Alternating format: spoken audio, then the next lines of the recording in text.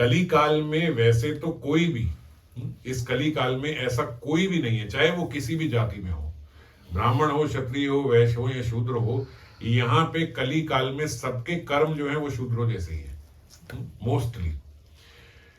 और कर्मों के आधार पे अगर देखें तो कोई भी अपने आप को ब्राह्मण कहलाने लायक नहीं है। इसीलिए हम देखते हैं कि पहले भी अगर कोई मान लीजिए क्षत्रिय भी है लेकिन व्यापार में है तो उसको वैश्य माना जाता था कर्मों के आधार पे कि भाई ये व्यापार में है। तो यहाँ पे अगर देखें तो जो ब्राह्मण जैसे होने चाहिए वैसे ब्राह्मण हम देखते नहीं, वैसा आचरण नहीं होता, और सारे जो क्रियाकलाप जैसे ब्राह्मण के होने चाहिए वैसे नहीं होते। ब्राह्मण को एकदम ऐसा होना चाहिए कि कभी भी किसी से भी कभी भी वो धन की याचना ना करे। धन उन्हें मिलता है, क्षत्रिय वैश्य शूद्र, ये शूद्र सेवा करते हैं, क्षत्रिय और वैश्य धन देते हैं, पर ब्राह्मण कभी मांगते नहीं, है ना। लेकिन अब ऐसा है नहीं। तो और ब्राह्मण पैसे के लिए कोई कार्य नहीं करते, लेकिन अब ऐसा भी नहीं है। कोई पूजा इत्यादि इसलिए नहीं हो सकती कि इससे मुझे धन प्राप्ति होगी, इसलिए पूजा नहीं करते। पर अब हम देखते हैं कि मुख्य रूप से पूजा इसीलिए होती है कि भाई यहां से धन मिलेगा, राशि मिलेगी, वस्तु मिलेगी। तो कली काल में कोई भी, हम किसी को भी ऐसे कहें कि ये ब्राह्मण है, ब्राह्मण नहीं। अब ब्राह्मणों को देखते हैं, जाति के तो ब्राह्मण है पर नौकरी कर रहे हैं। अब जो नौकरी कर रहे हैं उनको तो शूद्र माना जाता है ना, कर्मों के आधार पे। जो अपना व्यापार कर रहे हैं ब्राह्मण है, उनको तो वैश्य माना जाता है। तो कहीं कौन ब्राह्मण है, तो कोई ब्राह्मण नहीं है। तो यहाँ पे श्रीमन महाप्रभु ने ये इस आधार पे नहीं, पर वैष्णव किसको कहा, जिसके मुख से नाम निकलता हो, जो नाम उच्चारण करता हो वो वैष्णव है। जो सदाचार का पालन करता हो, जिसके खान पीन में कोई मांस इत्यादि ना हो, वो वैष्णव है। तो उन वैष्णवों को ब्राह्मणों से, वैश्यों से, क्षत्रियों से, इन सब से ऊपर माना गया है कि ये वैष्णव है ना। और ये वैष्णव जो है ये किसी भी जाति के हो सकते हैं, क्योंकि वो उनके कर्मों के आधार पे है, उनके भजन के आधार पे है। समझ गए। तो यहाँ पे इसीलिए इसको स्थापित करते हुए श्रीमन महाप्रभु ने और वल्लभ भट्ट जो है वो यहाँ पे बता रहे हैं कि इनके मुख से हर समय नाम उच्चारण है। जिसके मुख से हर समय नाम उच्चारण हो रहा हो, मानना पड़ेगा कि उसका खान पीन सही ही है, क्योंकि खराब खान पीन जिसका होगा, जो गलत आचरण करता होगा, जिसका खाना पीना शुद्ध नहीं होगा, उसके मुख से हर समय हरि नाम नहीं निकल सकता। हम खुद देख लें, कितना प्रयास किया हमने, कितनी बार हमने बोला। पिछली बार भी हमने यही चर्चा करी थी, शायद पिछली से पिछली बार, कि भगवत गीता में दो मुख्य भगवान चीजें बता रहे हैं। पहला अभ्यास क्या करना है कि हर समय हमारे मुख से नाम उच्चारण हो, और दूसरा वैराग्य। वैराग्य क्या है कि हमारी किसी भी वस्तु या व्यक्ति से यहाँ पे आसक्ति ना हो। वैसे तो केवल भगवान ही है जो हमारे प्रिय है ना, केवल भगवान ही है जो हमसे प्रेम करते हैं। पर क्योंकि हम इस जगत में, इस देह से अपने आप को आइडेंटिफाई करते हैं, तो हमें ऐसे लगता है कि बहुत सारे लोगों की हमारे से यहाँ पे प्रियता है, और बहुत सारे लोग हमें अपनी प्रियता दिखाते हैं तो जीव और विवश हो जाता है उनसे प्रेम का व्यवहार करने के लिए। यही व्यापार यहाँ पे चल रहा है ना। परंतु प्रेम ऐसी वस्तु नहीं है कि दिया जाए और साथ में लिया जाए, और अगर नहीं मिल रहा है तो फिर मेरा प्रेम उसके प्रति नहीं है। अगर ऐसा प्रेम होता तो भगवान कब का हमसे प्रेम करना छोड़ चुके होते। हम तो इतनी बार कथा में सुन चुके, इतनी बार हम लोग भगवान की कृपा का एहसास कर चुके, अनुभव कर चुके, परंतु उसके बाद भी अगर हम कहें कि भगवान हमें प्रिय लगते हैं तो ये असत्य बात होगी। ये सत्य बात नहीं है कि आज भी हमें भगवान प्रिय लग रहे हो, क्योंकि जो प्रिय लगता है फिर उसका नाम उच्चारण करने का अभ्यास नहीं होता, उसका नाम तो स्वतः उच्चारण होता है ना। हम कहें कि अभ्यास करो कि आप अपने बच्चे से प्यार करते हो, ये अभ्यास करो। आप कहोगे अजीब सी बात कर रहे हो, ये में अभ्यास करने की क्या बात है, ये तो स्वाभाविक है ना। और भगवान के प्रेम के लिए हम बोलते हैं अभ्यास करो। अपने बच्चे को कितनी बार आप नाम ले लेते हो, बार बार बार बार बार बार। अपना बच्चा तो अब जैसे ये देखो, तो कितना छोटा बच्चा है, बोलता नहीं है, पर आप कितनी बातें कर लेते हो। पर इतना हमने बोला कि यार भगवान के विग्रह साक्षात हरि हैं, आप उनसे बात करो, पर हम नहीं कर पाते, है ना, क्योंकि प्रेम नहीं है। और इस जगत में जहां प्रेम नहीं है वहां हमें लगता है कि प्रेम है, तो हम फंस गए यहाँ पे। ऐसे ही एक बारी एक ब्राह्मण परिवार ही था, जैसे जाति से ब्राह्मण होते हैं, परंतु खेत खलियार में ये सब किसान इत्यादि ये सब थे, बड़े अच्छे समृद्ध, असली की बात बता रहा हूं। तो बहुत समृद्ध परिवार था, बहुत अच्छा पैसा वगैरह उनके पास था। उनके यहाँ एक पुत्र हुआ। पुत्र की शुरू से ही जो रुचि थी वो संतों की वाणी में लगी हुई थी। उनको बड़ा अच्छा लगता था संतों के पास जाना, संतों की बातें सुनना, कथा सुनना, भगवान के नाम का श्रवण करना और भगवान के नाम का जाप करना, ये बड़ा अच्छा लगता था। तो बचपन से ही जब वो थोड़े बड़े हुए तो गांव के पास ही बोलते एक जंगल में थोड़ा आगे जाके कुछ संतों का आश्रम था, वो बच्चा रोज वहां आश्रम में जाके बैठ जाता, क्योंकि स्वाभाविक रुचि थी बचपन से। तो वहां जाके बैठते बैठते धीरे धीरे धीरे धीरे बड़ा हुआ। जब 17-18 साल का हुआ, माँ बाप को लगा कि इसकी बहुत ही रुचि वहां पे है। अभी 18 साल का हो गया, पढ़ लिख गया, लेकिन हमारे साथ कोई किसानी करता ही नहीं। किसान के यहाँ जो किसान के बच्चे भी किसानी सीख जाते हैं, छोटे छोटे बच्चे भी सीख जाते हैं, उन्हें भी पता होता है। तो शुरू से ही वो चाहे पढ़ रहे हैं चाहे कुछ भी कर रहे हैं, लेकिन खेतों में तो काम करते ही। वो 18 साल का हो गया लेकिन कोई खेत में काम नहीं करता। माँ बाप ने सोचा कि इसकी रुचि जो है वो ज्यादा उधर जा रही है, कहीं सन्यास की ओर ना चला जाए, इसका विवाह करा देते। समृद्ध लोग थे, अच्छे थे, अच्छी जगह उसका विवाह करा दिया। घर में अच्छी सुंदर सुशील, बात से तो सुशील ही लगती है सारी, उनकी पत्नी आ गई। तो पत्नी जो है वो बहुत प्रेम करने वाली, उनको फिर वैसे ही जैसे जगत में लगता है। तो अब वो थोड़े समय तो रहे, लेकिन फिर शाम को वहीं चले जाते संतों के आश्रम में। भाई जो बचपन से जो रुचि है वहां जाते रहे जाते रहे जाते रहे। बोले 1-2 साल बाद उसका अपना एक लड़का हो गया, बच्चे का।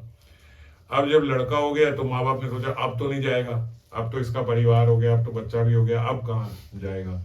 वो फिर देखते कि काम धंधे में नहीं बल्कि उसकी रुचि उधर ही है। फिर हर रोज जैसे व्यसन होता है ना भाई, शाम को फिर वहीं संतों के यहाँ पे चला जाए आए। एक बारी उसके पिताजी ने बुलाया और उसको बोला कि देख भाई, अभी तक तो तुम लड़के थे, अब तो आगे तुम्हारा लड़का हो गया, तुम बाप बन गए। अब बाप बनने के बाद भी तुम कहो कि जिम्मेदारी नहीं लेनी, सारा काम धंधा मैं ही संभालूंगा, सब मैं ही करूंगा, खेत खलियार सब मैं ही देखूंगा, ये तो नहीं चलेगा। अगर तुम्हारी रुचि ज्यादा उधर लगती है तो अपना बोरिया बिस्तरा उठाओ बेटा, वहीं जाके रहो, है ना। हमारा तो अब ठीक है, आ गया वो वंश चल जाएगा, फिर तुम्हारे पे इतना क्या वो करना, फिर उसको सिखाएंगे जब वो बड़ा होगा, तुम अपना उधर निकलो।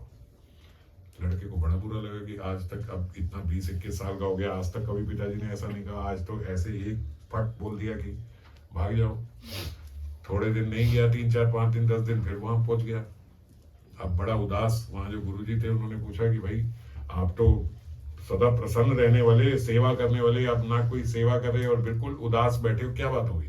बोले नहीं महाराज कुछ नहीं हुई गुरुजी, कुछ नहीं कुछ नहीं। उन्होंने नहीं, एकांत में ले गए, गुरुजी बताओ कोई तो बात हुई है।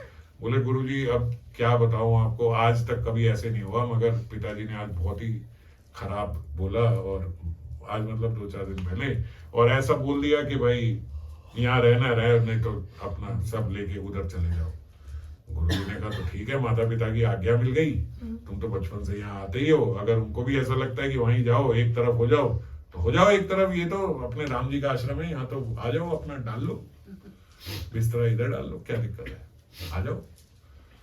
अब कहाँ इतनी आसानी से जाया जाता है। तो बोला गुरुजी क्या, बोले गुरुजी मन में कुछ है मगर आपसे बोलने में शर्म आती है। बोले गुरुजी ने बोला बोलो भाई क्या मन में क्या है।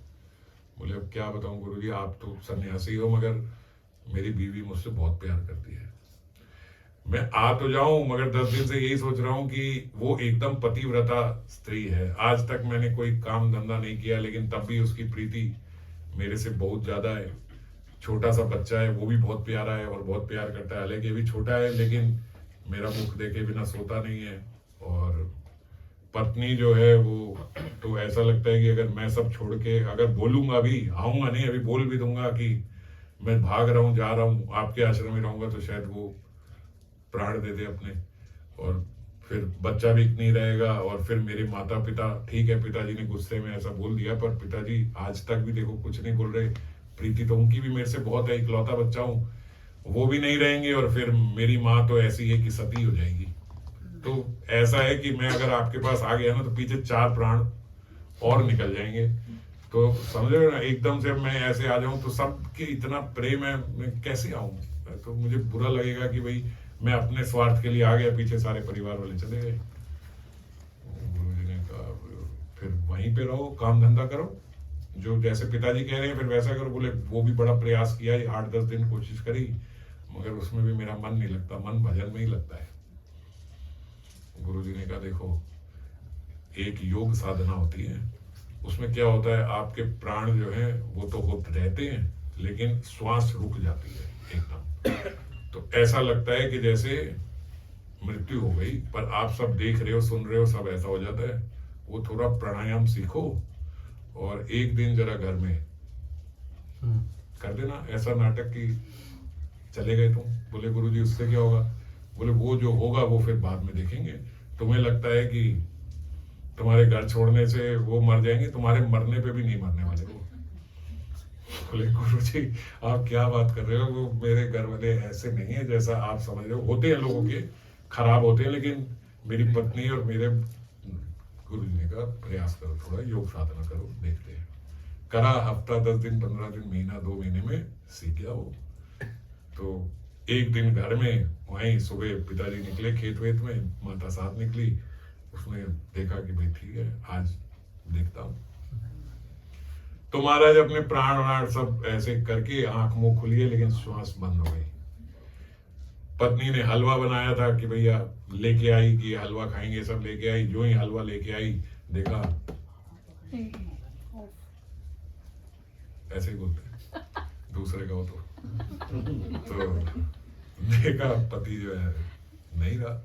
अब जैसे ही देखा तो झटका लगा कि भाई एकदम ठीक, अभी तो उठे सब करे और आराम करने के लिए लेटे, और मैं तो हलवा बस गई लेके आई इनसे रसोई में और है नहीं। तो जोर की चिल्लाई और रोने लगी, तो एकदम चुप हो गई। मन में सोचा कि अब कईयों का अभ्यास होता है ना कि जो सोचते हैं वो बोलते भी जाते हैं साथ साथ। तो मन में सोच रही कि अब ये तो चले गए, अगर अभी मेरा रोना जोर की निकल गया, हल्ला मच गया, तो सब आ जाएंगे आस पड़ोस से, और हमारे यहाँ फिर जब तक इनका पूरा काम नहीं होगा तब तक तो खाने को नहीं मिलेगा।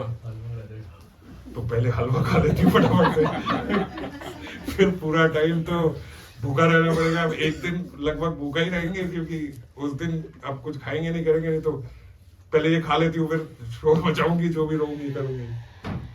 वही बैठ के महाराज हलवा खाना शुरू हो गई।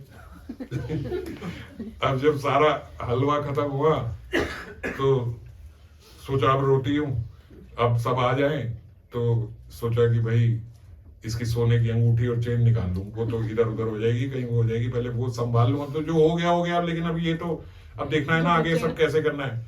वो सब निकाला तो ध्यान आया इनका एक दांत सोने का है।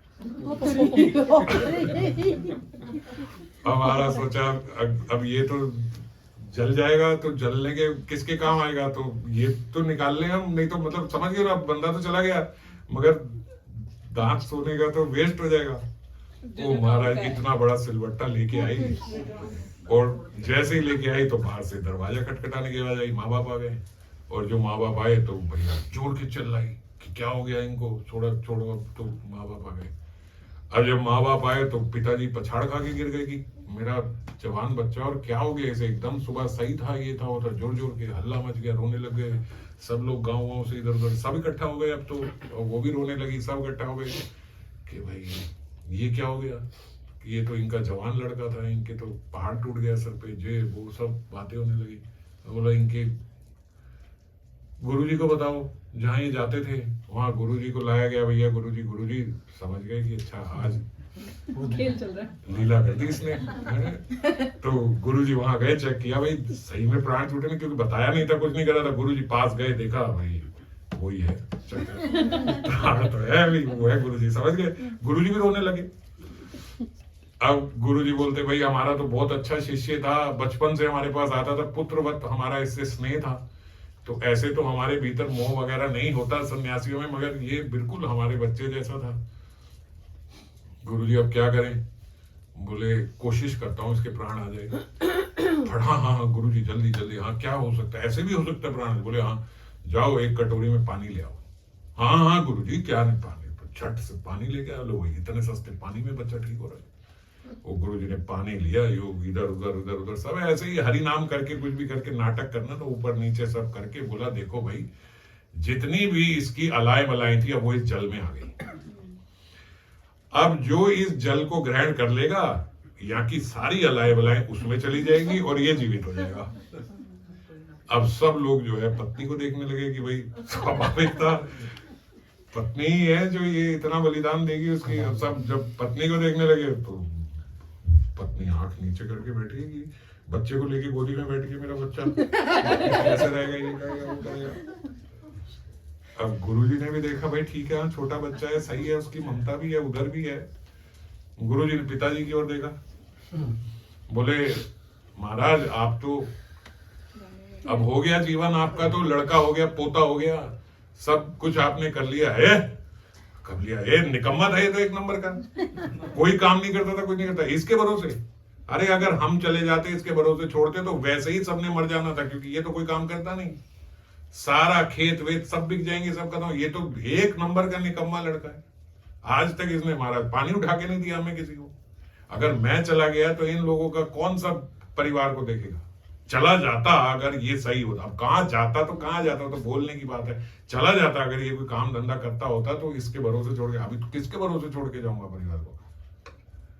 अब गुरुजी ने माता की ओर देखा, माता जी आप, अरे मैं तो पतिव्रता हूं, मैं तो देखो, स्त्री का पहला धर्म तो उसके पति के प्रति होता है। अब पति नहीं ऐसे बोल रहा है और ये रहेंगे तो इनकी सेवा छोड़ के तो नहीं, तो नहीं। अब सारे लोगों ने फिर वापस पत्नी को देखा कि भाई, वो बोलती देखो भाई समझ लो। अब पत्नी ने कहा अब तो सब डाउन हो गए, मैं ही रह गई। पत्नी ने कहा एक बात समझ लो, मैं कोई भूखे नंगे घर की नहीं हूँ, मेरे अच्छे परिवार में सब हैं, मैं अपना आराम से पालन भोजन कर लूंगी, मुझे तुम्हारे यहाँ से कुछ नहीं चाहिए, मैं अपना बच्चा लेके जा रही हूँ यहाँ से, मुझे नहीं चाहिए ये सब, ये जो मेरी तरफ मत देखो इधर ऐसे। और तो कौन कुछ करेगा जब घर वालों ने ऐसे जवाब दे दिए। गुरुजी ने कहा भाई हम पी लेते हैं, आप लोग नहीं पी। हाँ हाँ गुरुजी, ये सन्यासी और होते किस लिए हमारा, संत महात्मा होते किस लिए? जन कल्याण के लिए तो संत महात्मा होते हैं। आप बिल्कुल सही कह रहे हो महाराज, आपको तो भगवत प्राप्ति होनी है, आपको तो अच्छा ही है, इतने साल ऐसे ही यहाँ शरीर में बैठोगे, फटाफट से भगवत प्राप्ति करो, सब जाओ आपके। गुरुजी ने कहा देखो हम तो ले लेंगे, अब हमारी तो पिछली बहुत योग साधनाएं, हो सकता है ये जल ग्रहण करके भी हमें कुछ ना हो, मगर ये समझ लो कि एक बार हमने ले लिया जल तो फिर उसके बाद ये पुत्र हमारा हो जाएगा, फिर आपका नहीं रहेगा, फिर हम ले जाएंगे। सबने सोचा वो तो जब पुत्र आएगा तो पुत्र डिसाइड करेगा ना, वो कौन सा जा रहा है इनके साथ अपना घर वर छोड़ के। हाँ हाँ गुरुजी जैसे मर्जी होगा, जो आपकी इच्छा हो वैसे, आप जल ग्रहण करो। गुरुजी ने जल ग्रहण कर लिया। अब होना तो क्या था, जल में कुछ था ही नहीं। गुरु ने वो नस दबा दी भैया जिससे सब प्राण वापस आ जाते हैं, वो दवाई, वो जीवित। पत्नी रोने लगी, अरे अरे अरे। उसने कहा बिल्कुल पीछे सब सुन लिया मैंने, सबकी जो बातें हो रही थी सब पता लग गया भैया किसकी कितनी प्रीति है। आज के बाद आपसे जयराम जी की, और मैं तो महात्मा के साथ भैया जा रहा हूँ। तो गुरुजी ने उनको बताया कि भैया देख लो, ये इस जगत की प्रीति है। आपको लग रहा है कि मैं नहीं रहा तो ये सब नहीं रहेंगे, ये नहीं रहेंगे, वो नहीं रहेंगे, ऐसा कुछ होने वाला नहीं है। भगवान की ही केवल हमारे साथ प्रीति है। ये देह रहे ना रहे, हम यहाँ रहे, किसी भी योनि में रहे, किसी भी देह में रहे, साक्षात हरि जो है वो हमारे संग संग रहते हैं। और यहाँ पे भी हमारी चाहे अभ्यास करने पे भी उनसे प्रीति ना बन रही हो, पर हम सबके भीतर हृदय में उनके प्रेम का अनुभव जरूर होगा। ये हम मानते कि नहीं मानते?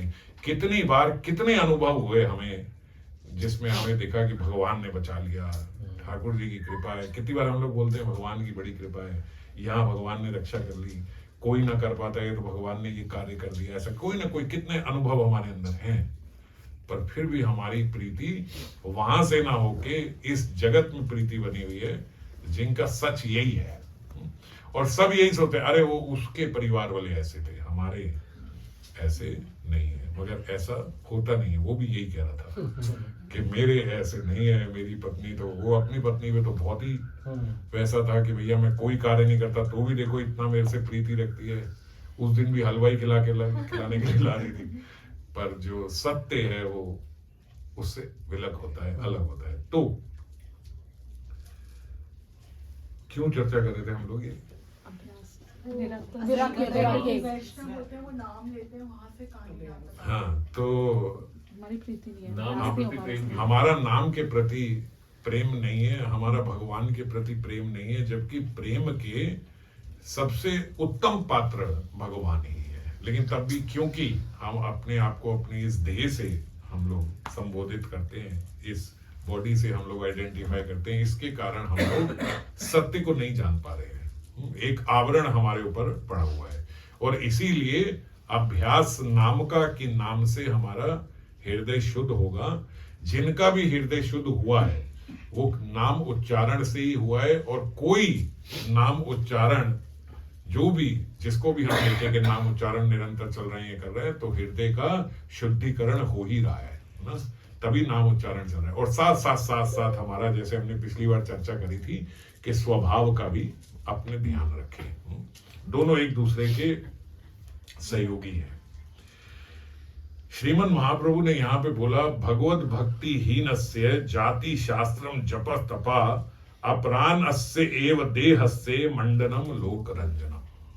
यदि किसी के भीतर भक्ति नहीं है तो वो चाहे कितनी भी ऊंची जाति का हो, चाहे कितने शास्त्र पढ़ चुका हो, चाहे कितने ही वैदिक मंत्रों का जप करता हो, चाहे कितनी भी तपस्या करता हो, जाति शास्त्रम जपा तपा अपरानस्य देहस्य मंडनम लोक रंजनम, उसके ऊपर ये सारे जो उच्च कुल की जाति का जो टैग है, जो इतने शास्त्र पढ़े हैं, जो इतने जप करे हैं, जो इतना तप करा है, ये सारे ऐसे ही हैं जैसे एक शव पे बहुत से गहने पहना दिए गए हो। तो शव पे बहुत से गहने पहना दिए तो वो क्या है? मंडनम लोक रंजनम, लोगों का ही रंजन हो रहा है, वो तो मरा पड़ा है जिस पे आप इतने गहने पहना रहे। तो ऐसे ही उस जीव की भीतर से अध्यात्म मर चुका है, जो भगवत भक्ति तो नहीं कर रहा है परंतु ये सब कर। अब बोले भगवत भक्ति क्या है? हम तो ये समझते थे कि शास्त्र पढ़ना ही भगवत भक्ति है, वैदिक मंत्रों का जाप करना, तपस्या करना, यही भगवत भक्ति है। अब ये बात बड़ी अजीब लगती है कि भगवत भक्ति हीनस्य, चलो जाति को छोड़ दो, पर शास्त्र जपा तपा ये क्या है? तो इसीलिए बोला जाता है, जो हम सालों से चर्चा कर रहे हैं कि भक्ति स्वभाव है। अगर हमारा स्वभाव में भक्ति नहीं है, अगर हमारा भगवान से संबंध नहीं है, तो फिर ये सब करना किस लिए होता है? बोले ये सब आपके केवल अहंकार की पुष्टि करेगा। कोई आपको कुछ बोले ये बात, आप आगे अगला श्लोक बता दोगे, ये तो यहां इस खंड में लिखा है ये वाला श्लोक। आपको कोई समझा रहा है कि भैया भक्ति क्या होती है, भक्ति ये होती है, भगवान की ऐसे कृपा प्राप्त, और उसके नीचे आपने पढ़ा है, बिल्कुल तुरंत नीचे उसके ये लिखा है, और ये तो बहुत अच्छा व्याख्यान है, मतलब ये आख्यान तो आहा, ये तो यहां से पढ़ो। और सेम बात रामायण में लिखी है, सेम बात देखो आप महाभारत के श्लोक में लिखी है, आप वहीं ले जाओगे। पर भगवत भक्ति हीनस्य है। शास्त्र तो बड़े पता है, श्लोक तो बहुत पता है हम, लेकिन ये क्या है? मंडनम लोक रंजनम। लोगों का तो रंजन हो रहा है, लोग तो सोच रहे हैं हा इधर उधर, ये महाराज से एक बात करो, इधर उधर के सब श्लोक बोलते हैं, पर भीतर से भगवान के साथ मेरा संबंध नहीं है, उनके साथ संबंध स्थापित नहीं हुआ। तो ये सब क्या है? मंडनम लोक रंजनम। हम सोच रहे हैं शास्त्र पढ़ने से ही हो जाए, शास्त्र पढ़ने से नहीं होता, वो शास्त्र पढ़ के कितना संबंध बन रहा है। हम सबने पूरा 1 मास राधा रस सुधा निधि तो पढ़ी, पर राधा रस सुधा निधि पढ़ने पे, राधा रस सुधा निधि सुनने पे किशोरी जी के साथ हमारा कितना संबंध बन पाया, कितनी सेवा हमारे स्मरण में प्रारंभ हो पाई, कितना निकट अब हम हो गए वहां पे, कितना अपने स्वरूप का बोध होने लगा, कितना अपने स्वरूप में हमारा अभिनिवेश होने लगा, कितना होने लगा, कितना हम लोग उससे अपने आप को आइडेंटिफाई करने लगे। ना, हमारा बिल्कुल कुछ नहीं, जीरो। इतना राधा रस सुधा निधि के बाद भी हम लोग कलेश वही अपने देह से रिलेटेड ही कर रहे हैं। यहाँ अपने ये इधर एक्सपेक्टेशंस, वहां पे ये, यहाँ पे ये, वहां मुझे ये नहीं मिला, यहाँ ये नहीं मिला, फिर ये सब। तो वो सब सुनने का क्या लाभ हुआ? बोले जय कथा की बात मत करो, अभी पहले अभी ये बताओ जो आपने यहाँ पे ये किया है। तो आपने ये सब बातें जो आप करते हो, तो इसका मतलब क्या है? भगवत भक्ति हीनस्या। आपको लग रहा है कि अरे मैं तो इतने श्लोक पढ़ लिए, इतना सब तो मुझे समझ में आ गया, ये सब तो मुझे कंठस्थ हो गया। आप कहीं से बोलो, मैं आपको अगला श्लोक बताता हूँ। आप कोई हिंदी में बोलो, मैं आपको संस्कृत में पढ़ के बताऊंगा कि ये अच्छा इस श्लोक की बात हो रही है। पर संबंध कहाँ है? संबंध कहाँ है? क्या आपका ध्येय आवेश थोड़ा सा भी कम हुआ? अगर वो हमारा कम नहीं हुआ तो यही कहना होगा भगवत भक्ति हीनस्या। ये सब क्या है? ये मंडनम लोकरंजनम, लोगों का रंजन हो रहा है, आपके अहंकार का रंजन हो रहा है। वो बढ़ रहा है कि मैंने ये तो, अरे कितनी बार प्रेम भक्ति से देखा, 4 बार पढ़ ली मैंने। राधा रस सुधा नहीं, मुझे सब श्लोक पता है, मुझे जो आप बोलो मुझे ये पता है, मुझे मैंने पढ़ा हुआ है। पर अभिनिवेश कितना है मेरा उस स्वरूप में? तो धीरे धीरे होगा, चल रहा है। पर कितना धीरे, कितने वर्ष हो गए हम लोगों को? पहली बार कब पढ़ी थी हमने? बोले महाराज तो लगभग 12-13 साल से पढ़ रहे हैं। तो 12-13 साल से अगर हमारा स्वरूप में अभिनिवेश नहीं हुआ, तो आप बताओ क्या ये स्पीड सही है?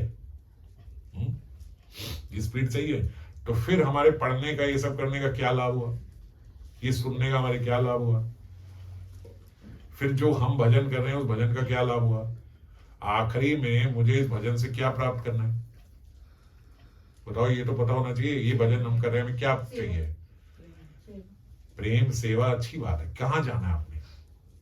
ये सब प्रेम सेवा भी ले लोगे, लेके कहां जाओगे? जाना कहां है? किधर देखते हो अपने आप को? किशोरी जी के चरणों में, मंजरी स्वरूप में। यहां देखते हैं ना हम अपने आप को कि मेरा ये स्वरूप हो जाना चाहिए। हम अपनी मृत्यु के बाद अपने आप को किधर चाहते हैं? कहां चाहते हैं कि हमारा वहां प्रवेश हो जाए? गोलोक वृंदावन में, वृंदावन में एंट्री मिल जाए, वृंदावन में हमारा स्वरूप हो, वृंदावन में मेरा सखी देह हो, मंजरी देह हो, ये हम चाहते हैं। तो इसके लिए मैं कितना अग्रसर हुआ, इसमें हम कितना आगे बढ़ गए अपनी साधना से? ये सब हम अपने भीतर अपने मन से पूछे कि इतनी साधना जो मैंने करी, मैं उधर कितना बढ़ा? क्योंकि at the end of the day आप चलते जा रहे हो। मैं आपको कह रहा हूं कि भैया हमने वृंदावन पहुंचना है, यहां दिल्ली से वृंदावन पहुंचना है, और मैं आपसे 1 साल बाद पूछूं, भैया आप दिल्ली से चल पड़े थे, आप वृंदावन पहुंचे? अभी तो दिल्ली में ही है। तो 1 साल से क्या चल रहे थे? ट्रेडमिल पे चल रहे थे। वहीं खड़े खड़े भागे जा रहे हो। तो हम क्या है? हम एकदम स्पिरिचुअल ट्रेडमिल पे हैं, चले जा रहे, साधना करे जा रहे, सालों हो गए साधना करे, मगर खड़े कहां हैं? वहीं के वहीं, है कि नहीं? अगर हमारा ध्येय ये है कि हमें ये करना है, कोई शाब्दिक, कोई हम रिटन बात नहीं कर रहे, कोई हम लिखी हुई बात नहीं कर रहे, कोई अभी इसमें शास्त्र की केवल सुनी पढ़ी बात नहीं कर रहे, एकदम प्रैक्टिकल बात कर रहे हैं। मैं साधना क्यों कर रहा हूं? लॉजिकली, प्रैक्टिकली मैं साधना क्यों कर रहा हूं? आप इतना भजन कर रहे हो, इतनी माला कर रहे हो, क्यों कर रहे हो? कोई पूछे आपसे, भाई क्या कर रहे हो? नाम ही विद्या कम, भगवान के नाम में कोई भेद नहीं है, इसलिए मैं नाम करता रहूं। बात सही है। पाना क्या है इससे? मुझे नर्क नहीं मिलेगा, बस क्या यही लक्ष्य है मेरा कि मुझे नर्क ना मिले? कंठी माला पहन करो, इससे क्या होगा? किसी से पूछो, मैंने एक भक्त से पूछा, ये अगर पहनी होगी ना, यमदूत हाथ नहीं लगा सकता। तो आपका लक्ष्य बस यही था कि यमदूत से बचना है, तो इसकी क्या जरूरत है? कुशा घास रख लो, हाथ में पकड़ लो, मर जाओ तो भी नहीं मिलेंगे। थोड़े से तिल दान कर लो तो भी नहीं मिलेंगे। कर्मकांड में बहुत सी बातें लिखी है। हम लोग साधना इसलिए कर रहे हैं कि हम नर्क ना जाएं, इसलिए तो नहीं कर रहे हैं। ये तो अनुषांगिक बातें हैं कि ये नहीं होगा, पर साधना क्यों कर रहे हैं? अपने आप से प्रश्न तो पूछें कि मैं जो कर रही हूं, मैं क्यों कर रही हूं? इतने आपको कितने वर्ष हो गए? सबसे कम आपको हुए यहाँ पे, इसलिए आपसे पूछो कितने वर्ष हो गए? मेरे को 2.5 साल। 2.5 साल हो गए। 2.5 साल में कितनी आगे बढ़ गए अध्यात्म में? आज अध्यात्म में नहीं पूछता, आप कहोगे मैं 2 माला करती थी, आज 20 माला करती हूँ, हम उसको अध्यात्म मान लेते हैं। मैं ये पूछना चाहता हूँ कि हमारा ये ध्येयावेश कितना कम हुआ? कुछ कम नहीं हुआ। तो फिर क्या फायदा हुआ अगर मैं आपसे, अन्यथा नहीं लेना, मैं रूड नहीं हो रहा हूं, मगर मैं पूछूं आपको दीक्षा लेने का क्या लाभ हुआ? क्यों ली? क्यों ली हमने दीक्षा? क्यों हम अपने गुरु के शरणागत हुए? क्यों गुरु धारण किए हमने? क्यों हम जा रहे हैं ये सब करें? क्यों करें? क्या मिल रहा है? तो समझ गए ना? मैं सिर्फ ये बात समझाना चाह रहा हूं कि क्यों लिखा है भगवत भक्ति हीन से जाति शास्त्रम जपस्तपः। ये क्यों लिखा है?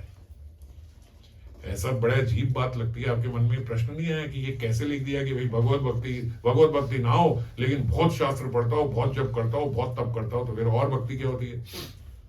पर ये भक्ति नहीं होती, ये भक्ति के कृत्य हैं। ये कृत्य किए जाते हैं ताकि मैं भगवत भक्ति में अग्रसर हो सकूं। ये साधना की जाती है ताकि मेरा मन भगवान में लगे। अगर मैं ये कहूं इतने वर्षों तक तपस्या करने पे भी, इतने वर्षों तक शास्त्र पढ़ने पे भी, अब पढ़ तो रहा हूं लेकिन अब भगवान में मन नहीं लगता, पहले फिर भी थोड़ा लग जाता था, तो महाराज आप तो नीचे आ गए, क्योंकि मेन जो ये सब कर रहे थे उसका तो फल ही ये मिलना था कि भगवान में मन लगे। इतने समय में तो ये मन भगवान में बिल्कुल मिल जाना चाहिए था, पर ये नहीं हुआ। हम अपने लक्ष्य के कितना करीब जा रहे हैं जो हम साधना कर रहे हैं? हमें ये प्रश्न जरूर पूछना चाहिए। आज तक नहीं पूछा, आज के बाद पूछना। जो भी मैं साधना कर रहा हूं उस साधना से मैं अपने लक्ष्य के कितने पास जा रहा हूं, और अगर नहीं जा रहा हूं, मान लीजिए जैसे अभी पिछले 10 वर्ष बीत गए, आगे ऐसे ही 10 वर्ष और बीत जाए, मृत्यु का समय आ जाए, तो क्या हाथ लगेगा? इस समय अगर मृत्यु हो गई तो मंत्री बन जाओगी? नहीं बनोगे। तो अगले 10 साल में ऐसा क्या प्लान है मेरा कि अगले 10 साल में मरो तो मंत्री बन जाऊंगी? क्या कर रहे हैं उसके लिए? तो क्या है? भगवत भक्ति हीनस्य। आखिरी में यही श्लोक समझ में आएगा कि भैया भगवत भक्ति तो कर ही नहीं, शास्त्र तो पढ़ लिए, तप तो कर लिया, मंत्र तो पढ़ लिए, मगर श्लोक तो बहुत याद हो गए हमें। अहंकार की पूर्ति हो रही है, हमारे अहंकार बढ़ता बढ़ता बढ़ता चला जा रहा है। अब मैं ये हूं, अब मैं ये हूं, अब मैं सीनियर हूं, अब तो ये सब तो बच्चे हैं मेरे सामने आए हैं, मैं तो 17 साल पहले नाम ले लिया था, दीक्षा हो गई थी, 17 साल पहले तो मुझे स्वरूप मिल गया था, तुम तो अब नाम ले रहे हो, है ना? उनको हम सिखाना शुरू कर देते हैं, मगर देखा जाए तो उनमें और हम में कोई भेद नहीं है, बल्कि उनके पास स्कोप ज्यादा है। वो तो अभी आए हैं, सीख सकते हैं, हम तो परिपक्व हो गए ना सीखने में। ये बड़ी खराब बात हो गई ना, हम परिपक्व हो गए, हमें लगा यही था, यही करना था, पर यही करने से क्या मिलने वाला है? ये सब करके क्या मिल गया? ये अभी आए 2-2.5 साल पहले, आप अभी आए कितने वर्ष पहले?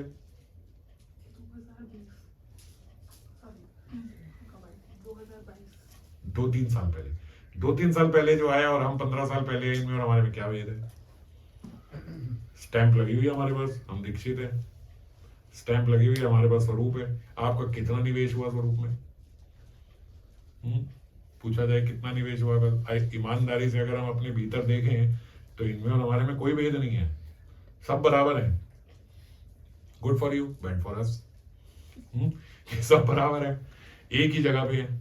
क्यों? क्योंकि जो भी हमने किया उसमें हमारा अभिनिवेश हमारे स्वरूप में नहीं हुआ, हमारा ध्येयावेश कम नहीं हुआ, और ध्येयावेश कम करने के लिए हम क्या कर रहे हैं?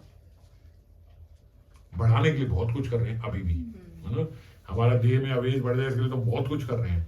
अब नए नए प्लान्स हैं हमारे पास, अब ये करना है, अब ये करना है, अब ऐसे करना है, अब वैसे करना है, बहुत प्लान है आगे के लिए, अगले 10 साल के लिए प्लान तैयार है। और जब कुछ भी कहते तो कैसे करें, तो कैसे करें, तो कैसे करें, तो मतलब ये कहते कहते कहते कहते माता जी मर जाओगे। कैसे करें, है ना? ये खत्म नहीं होगा, हम चले जाएंगे। और हम कैसे जाएंगे? हम भी वहीं जाएंगे वैसे ही जैसे सारे जाते हैं। तो इसीलिए इस बात को समझो, ये श्लोक जो है ये हमारे पे ही है। हम सोच रहे हैं कि बहुत अच्छी बात कही, उनके लिए कही, ये हमारे पे है। मंडनम लोक रंजनम हमारा हो रहा है, ये हमारे ही शव पे गहने पड़े हैं कि इतना हमने पढ़ लिया, इतना हमने कर लिया, इतने हमें श्लोक आते हैं, इतनी हमें बातें पता है, इतना सब पता है, ये सब इससे कुछ होगा? ज्ञान से क्या होगा? ये नॉलेज है, मिल गई, फिर क्या? इससे क्या? इससे हमने क्या यूज किया इस नॉलेज का? हमने यूज कुछ नहीं किया इसका। अभी तो सब आ रहा है, आ रहा है, आ रहा है बस। और उसको भी कितने लोग ऐसे हैं जो आ रहा है तो फिर छोड़ देते हैं। पिछला पूछो क्या हुआ था, कोई नहीं। आगे आज बता दो, बहुत अच्छी, आज वो बहुत अच्छी कथा हुई, मजा आ गया, तो एकदम हिला दिया। पर ये हिले हुए ये घर तक फिर सीधे हो जाएंगे। जितना यहाँ से हिल के गए घर जाते, घर में नहीं जाते, यहीं पे अपना प्रसाद प्रसूद खाने में सब खत्म हो जाता है। तो ये बहुत खराब बात है। भगवत भक्ति हीन से, ये हमारा ही है अभी भगवत भक्ति प्राण, क्योंकि भगवत भक्ति मतलब भगवान के साथ संबंध। जिस भी हम लोग मूड में हैं, जिस भी हम लोग रस में हैं, उस रस में हमारा भगवान के साथ कितना संबंध बन रहा है, वो संबंध प्रगाढ़ हो रहा है तो भगवत भक्ति हो रही है। सीधा सीधा सा हिसाब है। और अगर वो रस वो में हमारे स्वरूप में हमारा भगवान के साथ कोई संबंध नहीं बन रहा है तो फिर कोई फायदा नहीं हो रहा। फिर जो भी हम कर रहे हैं उसका, आज हम सोचे कि भैया कल मेरी प्रीति थोड़ी और बड़ी भगवान से, आज जो मैं इतना नाम ले रहा हूं, या चलो एक दिन नहीं, मैंने हफ्ता लिया, मैंने 10 दिन लिया, मैंने 15 दिन लिया, मैंने महीना लिया, तो इस एक महीने के बाद अब मेरे थोड़ा भगवान के प्रति आकर्षण बढ़ा, थोड़ा प्रेम बढ़ा मेरा भगवान से, थोड़ा। फिर संबंध बाद में आएगा। थोड़ा मेरा कुछ हुआ भगवान के साथ, कुछ नहीं हुआ। तो अगर कुछ नहीं हुआ तो फिर क्यों किया मैंने ये सारा, इससे क्या हुआ? बोले नहीं नहीं नहीं नहीं, नाम करते रहो करते रहो करते रहो, अभ्यास हो जाएगा, अंत में मुख से नाम निकलेगा, भगवत धाम हो जाएगा। भैया चमत्कार नहीं होने वाला है। अंत में नाम तभी निकलेगा जब हमारा देह आवेश कम होगा, क्योंकि उस समय इतनी पीड़ा होगी कि उस पीड़ा में और घबराहट में हमारे मुख से नाम नहीं निकलेगा। अभी नहीं निकलता पीड़ा में,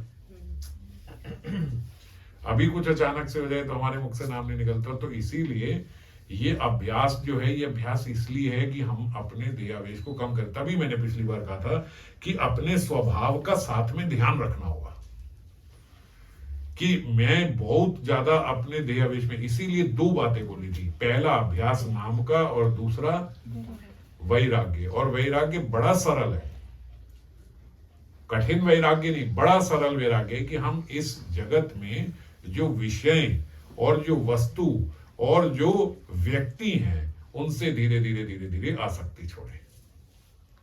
कुंती महारानी सदा भगवान के साथ रहने वाली, जो भगवान को इतना प्रेम का संबंध जिनका है ही, भगवान कृष्ण के प्रति उनका वात्सल्य भाव है, वो भी कह रही हैं कृष्ण का जिनका इतना प्रेम अपने माता समान कुंती से था, वो भी बोल रही हैं कि मेरे को आशीर्वाद दो कि मेरी अपने बच्चों से जो ये अटैचमेंट है ये कम हो जाए, ये आसक्ति कम हो जाए। और बच्चे भी कौन? अर्जुन और युधिष्ठिर जैसे बच्चे, भीम जैसे बच्चे, जिनका भगवान के साथ बहुत घनिष्ठ संबंध है, मित्रता है, उन बच्चों से भी वो चाहती है कि मेरी इनसे अफेक्शन कम हो जाए। क्यों हो जाए? क्योंकि भले आपके मित्र हो पर मेरी आसक्ति तो पुत्र की तरह है ना उनसे, वो आसक्ति नहीं रखनी मुझे इस जगत में। तो वो भी आसक्ति छोड़ रही है और हम सोच रहे हैं कि नहीं, हम तो वही सबसे आसक्ति रखते हुए अपने बीवी बच्चों में और इसमें सब मस्त रहते हुए करते हुए, अरे गृहस्थी को सब अलाउड है, गृहस्थी ये सब कर सकते। ये सब कोई गृहस्थी को अलाउड नहीं है। किसी गृहस्थ धर्म में या गृहस्थ धर्म में आपको बस क्या लाभ है कि आपको सहयोग मिल गया। सहयोग क्या है? आपको भगवान का भोग लगाना है, आपके साथ एक व्यक्ति और साथ में डीटी वर्शिप करनी है, भगवान की परिचर्या जो है इत्यादि करनी है, तो एक अकेले नहीं हो, एक सहयोगी साथ में।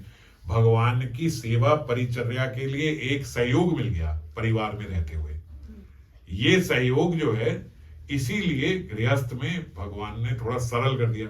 ठीक है, गृहस्थ में रह के भजन कर लो अगर आपसे नहीं होता एकांत में, पर आप कहो कि गृहस्थ में भगवान ने भोगों को अलाउड कर दिया, कि हम ये सब कर सकते हैं क्योंकि हम गृहस्थ हैं, तो क्या भगवान को फिर ये कहना होगा कि भगवान को क्या ब्रह्मचारी और सन्यासी अच्छे नहीं लगते थे, उनसे खुंदक थी कि उनको इतने कठिन नियम दे दिए और यहाँ गृहस्थियों को फ्री कर दिया, भैया तुम जो मर्जी करो, हैं तुम्हें मैं पीछे गेट से बुला लूंगा। ऐसा तो कुछ नहीं है। क्या सन्यासी कम प्रिय हैं? ऐसा नहीं है ना। तो सब एक जैसे हैं। तो गृहस्थ कैसे जा सकता है? गृहस्थ को भी अपनी गृहस्थी में आसक्ति छोड़नी होगी।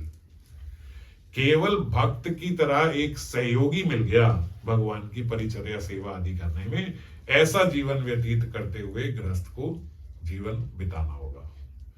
मेरे बच्चे, मेरा पति, मेरा मेरा मेरा करते हुए कोई गृहस्थ भगवत धाम नहीं जा सकता है। ऐसे आप देखो, एक कथा पढ़ रहा था मैं जलराम जी की, सुनी थी ना, पहले भी सुनाई थी। जहाज आया था, है? जहाज आया था उनको लेने के लिए। नहीं नहीं, वो नहीं है। जो जलराम, उनका मंदिर भी है, आश्रम है उनका, मंदिर तो राम जी का है। तो वो जलराम बापा का, ये जलराम बापा बोलते हैं ना गुजरात में, वहां पे उनका आश्रम है। तो उनका गृहस्थ जीवन था, साथ में पत्नी भी थी, सब थी। तो लेकिन उनका बड़ा अच्छा ऐसा था कि जो भी आए सबकी बहुत संत सेवी थे, बहुत संत सेवी, मतलब संत सेवी, इतने बड़े संत सेवी हुए कि वैसे शायद वो वैश्य थे, अपना टेलर वेलर का काम था उनका। तो उनके पिताजी टेलर थे, तो वो भी पिताजी के साथ वैसे ही दुकानदारी में, लेकिन उनका ध्यान उधर नहीं था, बहुत उनका ध्यान संत सेवा में था। तो कोई भी आ जाए वहां पे, तो जलाराम के यहाँ बोलते भोजन मिलेगा ही मिलेगा, कोई भी कैसे भी कहीं से भी आ जाए, किसी भी समय आ जाए, तो संत सेवा करते थे। तो बोले संत सेवा में इतना इतना अग्रसर हो गए कि एक बार भगवान ने कहा कि हम जाके इनके यहाँ प्रसाद पाएंगे, जलाराम जी के यहाँ। राम जी के भक्त राम जी आए, तो राम जी एक संत वेश में आए। अब वो संत जो है, वृद्ध संत आए उनके यहाँ। वृद्ध संत ने बोला कि भाई हम ऐसे ऐसे जा रहे थे द्वारकाधीश के दर्शन करने, तो सोचा आपके अभी की कथा है ये, मतलब आप ऐसे समझो, अभी क्या 2025 चल रहा है, सन 1800 की, तो कितना 225 साल पहले हैं, 200 साल पहले समझ लो, 1800 का उनका आसपास जन्म है, तो 18-20-25 की बात है, लगभग सिर्फ 200 साल पहले। 200 साल कुछ भी नहीं है, अभी कलिकाल की बात है। तो भगवान जो है वो आए संत वेश में, और वहां बोला कि ऐसे ऐसे हम द्वारकाधीश जा रहे थे, आपका सुना कि यहाँ प्रसाद। अरे हाँ हाँ महाराज आओ, बिल्कुल, क्यों नहीं मिलेगा। प्रसाद पवाया, बैठे रात को। अरे हमारे पास तो कोई बात नहीं, सुबह चले जाना, आप यहीं विश्राम करो। वहीं विश्राम किया महाराज, 1 दिन 2 दिन 3 दिन 4 दिन 5 दिन वहीं रहे वो। तो वो भी सेवा करते रहे, उनके मन में कोई अन्यथा भाव नहीं आया कि भाई ये गए नहीं, ये तो यहीं रह गए। वो वहीं रह के अपना, अब ठाकुर जी हैं लीला कर रहे हैं वहीं पे, राम जी हैं संत वेश में आए। तो अब करते करते करते उनकी बीवी ही प्रसाद बनाती थी, जलाराम की बीवी जो है वही सब प्रसाद व्यवस्था करती थी सब संतों के लिए। 5वें 6ठे दिन महात्मा ने कहा कि भाई अब हम निकलते हैं, बहुत दिन हो गए, हम तो आगे को जा रहे थे, मगर आपसे एक निवेदन था। हाँ जी बोलो, थोड़ी दक्षिणा। हाँ बोलो, आप क्या आपकी सेवा कर सकते हैं? बोले आपकी पत्नी जो है वो बहुत बढ़िया प्रसाद पवाती रही, अब सोचते हैं इसी को साथ ले जाएं, तो प्रसाद वगैरह की व्यवस्था हो जाएगी हमारी। रास्ते में वृद्ध थे वैसे तो, अगर अब कोई वृद्ध भी बोले कि भैया, बोलते जलाराम उस समय लगभग 24-25 साल के थे, तो अब 23-24 साल की पत्नी रही होगी। अब कोई संत आके बोले तो भैया आप कर दोगे उसका हिसाब किताब। अब पता लग गया भाई कितना बड़ा संत था, पत्नी मांग ली इसने। तो उन्होंने कहा अब अपनी पत्नी को साथ दे दो, तो कहीं भी हम जाएंगे तो ये खाना पका दिया करेगी, बड़ा अच्छा खाना पकाती है, ये तो प्रसाद बड़ा अच्छा देती है। जलाराम जी पत्नी के पास गए, बोले ओ देखो तुम्हारा तो भाग्य उदय हो गया, इतने बड़े संत महाराज जो हैं वो तुम्हारी सेवा से प्रसन्न हो गए। सेवा की किस लिए जाती है? कि महात्मा प्रसन्न हो जाए, और आपकी सेवा आज सिद्ध हो गई। महात्मा कह रहे हैं कि ये साथ में ही रहेंगी और हमारी सारे खाने वाने की व्यवस्था यही करा करेंगे। आप से निवेदन है कि आज अब आप इनके साथ। उसने कहा आप मेरे परमेश्वर आप ही हो, आप जैसी आज्ञा करोगे। मैं तो जिस दिन विवाह करके आई थी उसी दिन ऐसा सोच लिया था कि ये देव विज्ञा आपको, आपने संत सेवा में लगाया, आज आप कहते हो कि केवल इन्हीं संत की सेवा में लग जाओ, मैं चली जाऊंगी साथ में। तो बोले जाओ, आपका भाग्य उदय हो गया, अब मैं यहाँ रह के सेवा करूंगा, आप इनकी सेवा में जाओ। संत जी लेके चल पड़े, वो तो राम जी हैं। थोड़ा आगे तक गए, बोलते एक से दूसरे गांव में गए, उन्होंने देखा कि भाई सिद्ध हो गई, इनकी भी सेवा दोनों की है, दोनों पास हो गए। तो वो संत ने कहा कि ये मेरी लाठी और ये मेरी कटरी एक होती, ये तुम पकड़ो, मैं जरा अभी आता हूँ। और महाराज पकड़ा के गए, आए नहीं। वहां गए और वहां पे उन्होंने जलाराम जी को स्वप्न में बताया कि मैं ऐसे ऐसे संत वेश में आया था और तुम्हारी परीक्षा ले रहा था, तुम दोनों निपुण हुए, पास हुए, अब जाओ, वो मेरी गठरी जो है, वो मेरी गठरी और मेरी लाठी जो है वो लाके मंदिर में रख दो, और तुम उसी की यहाँ पे उनके पास राम जी के विग्रह थे, वो लाके रख दो और यहाँ मेरी सेवा करो, और आज के बाद आपके यहाँ उस गठरी के प्रभाव से कभी अभाव नहीं होगा। जब जितनी सेवा के लिए धनराशि चाहिए उस गठरी में से निकाल लेना। वो जहां जहां उनको स्वप्न हुआ था वहां वहां गए, पत्नी वहीं खड़ी थी, वो पत्नी के पास वही गठरी और लाठी। तो उन्हें विश्वास हो गया कि स्वप्न झूठा नहीं था। पत्नी को सब बताया, लेके आए। आज भी बोलते, जो मैं बोल रहा हूँ ना, उनका वहां आश्रम, आज भी वहां वो गठरी पड़ी है राम जी की, वो गठरी और लाठी अभी भी पड़ी है। और 200 साल में कितनी जनरेशन आगे आ गई उनकी, और सब बोलते संत से भी है, अभी भी बिल्कुल वैसा ही चल रहा है कि कोई भी वहां जाए, कभी भी जाए, प्रसाद मिलेगा। और आज भी कहते हैं वहां कोई अभाव नहीं होता, इस समय तक भी चल रहा है कि कोई अभाव नहीं है, कोई पैसे की कभी। और वहां कहते, अभी मैं तो गया नहीं हूं, पर वहां कहते बड़ा बड़ा लिखा है, जैसे लिखा जाता है ना कि सेवा यहां दी, वहां बड़ा बड़ा लिखा है, कोई सेवा ना दे, यहां कोई सेवा ना दे, कोई धन ना दे। वो कहते कमी हमें होती नहीं, हमें किसी से नहीं चाहिए।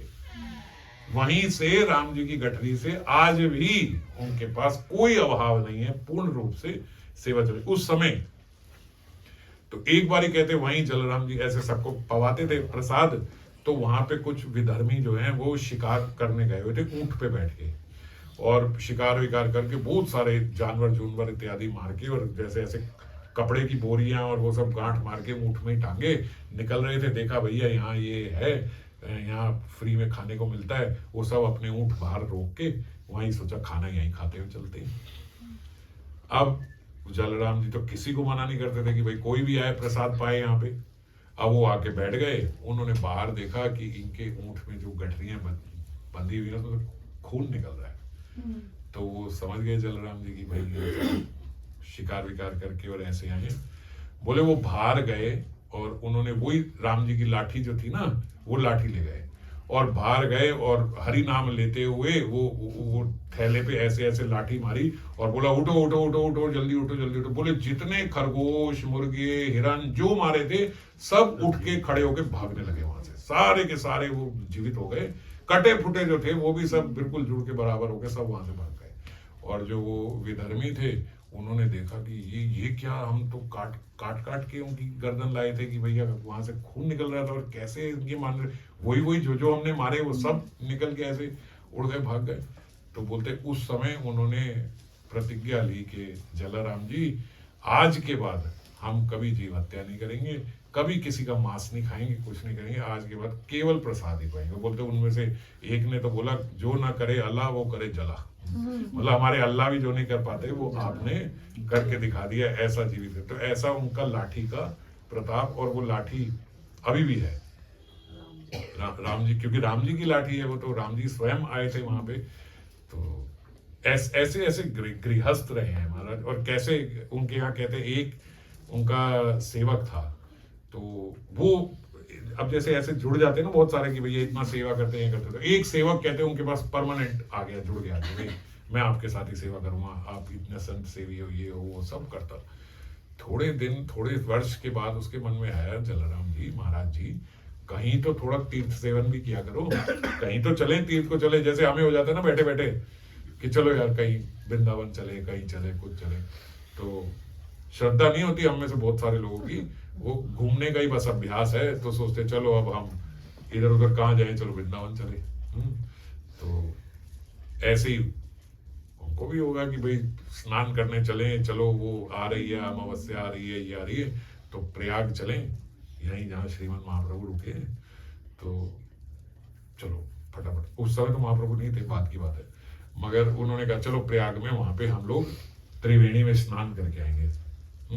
तो जलाराम जी ने कहा भैया यहाँ सेवा चलती है हर समय, हमारी 24 घंटे की सेवा है, यहाँ संतों की सेवा छोड़ के तीर्थ स्थान क्या जाएंगे, यहीं पे जो सेवा कर रहे हैं वो सेवा करते रहो करते रहो करते रहो। सेवा का हमारा ऐसा अभ्यास भी है कि, और फिर हम गए तो ये सब रुक जाएगी, क्योंकि हम खुद ही खाना बनाने वाले हैं, खुद ही करने वाले हैं, हम सब चले गए, कौन करेगा, तो मैं तो नहीं जा पाऊंगा।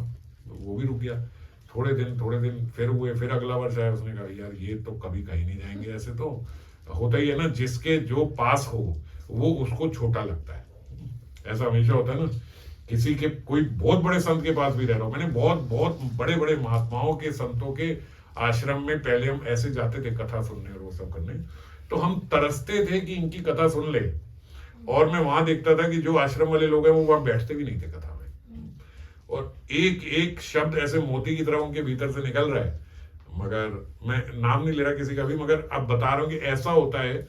और उस समय कोई रिकॉर्डिंग वगैरह भी नहीं होती थी, तो इसीलिए हम लोग का लोभ होता था कि भाई यहाँ पे जाके सुने, और मैं देखता था कि इतनी बढ़िया बातें बोल रहे हैं और आश्रम के लोग वहां बैठते तक नहीं है, जो उनके आश्रम के लोग हैं। तो ऐसा ही होता है, जो जहां होता है वो वहां फेमिलियर हो जाता है, भाई ये तो है, रोज ही चलती है, और रोज कथा लेते थे वो उस समय। तो अब यहाँ पे भी उन्हें लगा भाई जलाराम जी तो कहीं जाएंगे नहीं, उन्होंने जलाराम जी को, देखो जी मेरे को तो अब जाना है, मैं आपसे छुट्टी लेके अवकाश लेके मैं निकल रहा हूँ, मैं जाऊंगा। उन्होंने कहा अच्छा आज नहीं, आप कल चले जाना। ऐसे ही कोई भी बोलता है अभी क्या जाएगा भाई, चल ठीक है कल सुबह चले जाना। अब उसने रात को सोचा है ये कल फिर बोलेंगे कल चले जाना, इन्होंने खुद जाना नहीं, ये मुझे भी जाने नहीं देंगे, तो मैं ऐसा करता हूँ सुबह सुबह एकदम 4:30 5 बजे तो इनका उठने का अभ्यास है, मैं 3:30 बजे इनको पैर वैर छू के वहीं बोल दो ठीक है जी मैं निकल रहा हूँ। उतने में जितने में सोते सोते क्या बोलेंगे और आज्ञा भी ले लूंगा और निकल जाऊंगा। तो रात को अब जब 3 साढ़े 3 निकलना तो नींद तो आती नहीं है कि भाई फटाफट उठना है मुझे, सुबह टाइम से निकलना है। वो जागा हुआ तो उसने देखा कि रात को खटपट खटपट हो रही है बाहर बरांडा में। जाके देखा तो एक राजा जैसे वस्त्र पहने हुए व्यक्ति जो है वो वहां पे सफाई कर रहा है, झाड़ू कर रहा, पोछा कर रहा, ये सब कर रहा, और साथ में उसके 3 रानियां, 3 देवियां, मतलब उसको ऐसे लगा कि रानियां हैं इनकी, क्योंकि राजा जैसा वो लग रहा है, और वो जल भर भर के ला रही हैं आगे कुएं से, और जल भर के वहां डाल रही हैं, और वो सफाई कर रहा है। उसने कहा कि ये क्या हो रहा है, मैं तो यहाँ कब से रहता हूँ, मैंने ये नहीं देखा। फिर उसके दिमाग में है मगर बात तो सही है, इतने सब लोगों का रात भर प्रसाद होता है, सब होता है, ये सफाई होती कैसे थी। अब उसको ध्यान आया कि सफाई तो हम में से कोई नहीं करता था कभी भी, और सुबह ही एकदम साफ होता था, तो कभी हमने ध्यान ही नहीं दिया कि ये परिचर्या कौन करता है। तो अब जब उसने देखा तो उसे लगा बात तो सही है, इतने समय से कई सारे ऐसे काम हो जाते हैं रात रात में जो हमें पता ही नहीं होते, और जब हो जाते हैं तो कोई ध्यान भी नहीं देता, तो ये कौन कर रहा है। तो वो उस व्यक्ति के पास गए, उसने कहा महाराज इतने आपने मोतियों की माला पहनी, सब पहनी, और आप तो कोई राजा महाराज लग रहे हो, और आप यहाँ पे आके ऐसे ये सब सफाई कर। बोले जलराम जी इतनी सेवा करते हैं, हम लोग धन्य होने आए हैं यहाँ पे, हम लोग भी धन्य हो जाते हैं इनके यहाँ सेवा करके, पर आप जाओ, हम लोग गुप्त रूप से ही करते हैं, आप जाओ, आप विश्राम करो, आप भी तो इतनी सेवा करते हो, आप सुबह उठ के करना, ये सब हमें कर लेना। बोले आप हो कौन। बोले मैं प्रयागराज हूँ, मैं साक्षात प्रयागराज हूँ, यहाँ पे आके मैं ये सेवा करता हूँ कि मेरा शुद्धिकरण हो सके। और बोले ये जो है ये वो बोले वो साथ में है हमारे।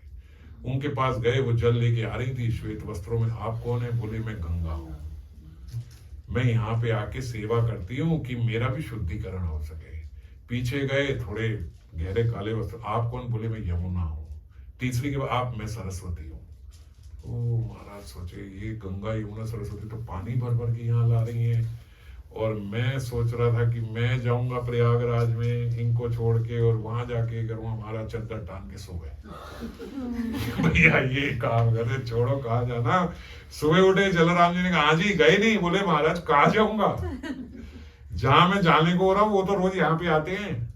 बोले नहीं नहीं आपको भ्रम हुआ, कहाँ ऐसा कोई आ रहा है। बोले महाराज आप छोड़ो, आपकी महिमा मुझे पता लग गई, सेवा की महिमा पता लग गई, मुझे कहीं नहीं जाना। और बोलते मरते दम तक वो वहीं रहे, उसके बाद कहीं नहीं गए, वहीं सेवा करते रहे। तो कहने का तात्पर्य कि जो गृहस्थ में है उसका जीवन भी ऐसा होना चाहिए कि सेवा में है, भगवान की सेवा में लगे, भगवान की परिचर्या में लगे। इस प्रकार का जीवन नहीं कि वो कहे मैं गृहस्थ हूं, मैं कुछ भी कर सकता हूं, मुझे सब अलाउड है, हम तो परिवार में रहने वाले लोग हैं, हमने थोड़ा भी संन्यास ले लिया है, हम थोड़े ये हैं वो है ना।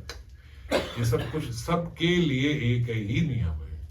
अगर किसी को गृहस्थ को बोलते सहयोग है, तो सहयोग ये है कि आपकी परिचर्या जो है वो बट गई। जलाराम जी अकेले सबका प्रसाद पवाएं, अकेले सबको सबकी रोटियां बनाएं, ये करें, बट गई। पत्नी जो है बना रही है, वो सर्व कर रहे हैं ना, तो ये सहयोग मिल गया। अब ये सहयोग तो आप सबको, हम सब भी देखते हैं, कोई ऐसा कार्य होता है सब भक्त इकट्ठे हो जाते हैं, सबको सहयोग मिल जाता है, एक परिवार ही है ये भी, सब मिलके सेवा करते हैं, सभी करते। तो केवल सेवा के लिए ये भक्त परिवार है, केवल सेवा के लिए हमें एक दूसरे का सहयोगी होना चाहिए। इसलिए नहीं कि हम लोग इसमें अपना पत्नी वाला, पति वाला, बच्चे वाला ये सब आसक्ति लेके हम लोग बैठे और कहने नहीं हमारे लिए तो ये जरूरी है, हमें तो ये सब हमें नहीं करना है ना। ये नहीं करेंगे तभी हम लोग भगवत धाम जाने के अधिकारी बनेंगे। ये आसक्ति छोड़ेंगे तभी हमारा थोड़ा स्वरूप में निवेश होगा मन का। अगर ये नहीं छोड़ेंगे तो बताओ ना, एक पत्नी कैसे जाएगी अपने स्वरूप में, एक पति कैसे जाएगा अपने मंजरी स्वरूप में, एक पिता कैसे चला जाएगा अपने मंजरी स्वरूप में। जब तक वो अपने आप को पिता मान रहा है तब तक मंजरी कैसे मान लेगा? संभव है? ये संभव नहीं है। तो उसके लिए क्या करना होगा, यहां पे अपना जो अभिनिवेश है वो कम करना होगा, समझना होगा। यहां केवल प्रियता जो है वो व्यवहार की है, वास्तव में प्रियता हमारी भगवान से ही है, वास्तव में प्रियता हमारी श्यामा श्याम से ही है, और वहीं जाना है। ये कुछ समय की बात है, ये कुछ समय का सेटअप है, ये तो हम सब जानते हैं। तो इसीलिए इस प्रियता में ना फंसे। ये जो स्टेज में थोड़ा सा सेटअप है थोड़े दिन का, इसमें हम ना फंसे। कोई है कोई नहीं है, समझ आ गई, ठीक है, ऐसे ही चलेगा। अभी इसको छोड़ें और हमारी जो प्रियता है, जिनके साथ नित्य संबंध है, वहां अपना संबंध बनाए, उसको भक्ति बोलते हैं। वो वास्तव में भगवत भक्ति है। नहीं तो ये हमारे लिए ही है, भगवत भक्ति हीन से जाति शास्त्र जपस्तपा, ये सब हमारे लिए ही है कि हमारा अभी भगवत भक्ति कुछ नहीं है। ये सब हम कर रहे हैं पर भक्ति कुछ नहीं हो रही। भक्ति करने के लिए यहाँ पे निवेश कम करो मन का और वहां अपना निवेश बढ़ाओ, तब होगी भगवत भक्ति। और जब हम ये करना प्रारंभ करेंगे तब हम देखेंगे कि नाम से बहुत सहयोग मिलता है, नाम से बहुत स्ट्रेंथ मिलती है। समझ गए? अभी करे जा रहे और मन उधर ही लगा हुआ है बिल्कुल, तो इससे अभी कोई लाभ नहीं हुआ। तो अच्छे से समझ के हम लोग अपना जीवन जो है वो सही दिशा में लेके जाए, समझे क्या पाना है। जो पाना है वहां तो मैं कुछ भी नहीं कर रहा, अभी जो कर रहा हूं वो मंडनम लोक रंजनम ही हो रहा है ना। तो इस बात को हम ठीक से समझे, फिर अगली बारी हम लोग आगे प्रारंभ करेंगे। ठीक है, जय श्री राधे। ये ऐसे ही राधा बाबा का भी है ना कि वो एक बार वृंदावन जाने को